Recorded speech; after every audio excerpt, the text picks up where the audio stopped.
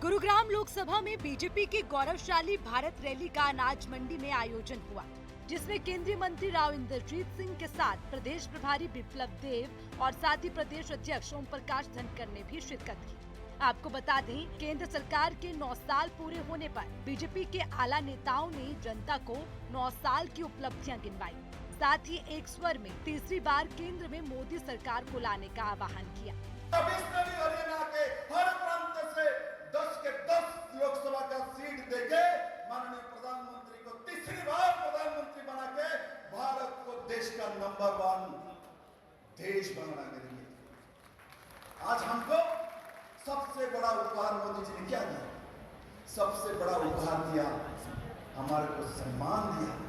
पूरे दुनिया के लोग आज भारत के लोगों को देखता है तो उनको देख के याद करता है ये मोदी की देश के लोग हैं। मेरे मित्रों, भारत मोदी का देश है। ये भारतीय जनता पार्टी के कार्यकर्ता नाते मैं गर्व करता हूँ।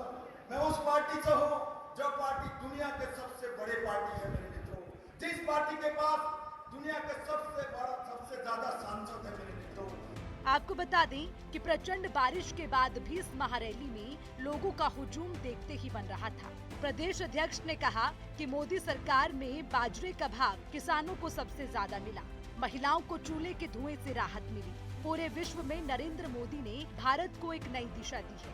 अरे मोदी आया और बाजरे का भी भाव लाया कि नहीं लाया तो ताली लगाओ।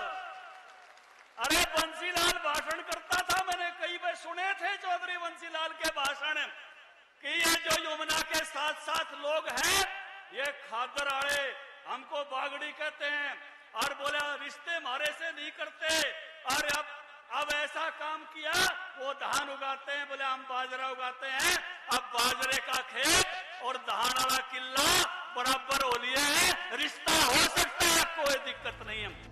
वहीं रोहतक में भी गौरवशाली भारत रैली का ऐसा ही नजारा देखने को मिला, जहां केंद्रीय मंत्री अर्जुन राम मेघवाल, केंद्रीय राज्य मंत्री संजीव बालियान और सांसद अरविंद शर्मा, प्रदेश प्रभारी बिप्लब देव, बीजेपी प्रदेश अध्यक्ष ओम प्रकाश धनखड़ ने जनता को संबोधित किया और केंद्र सरकार की जन कल्याणकारी योजनाओं को बताया।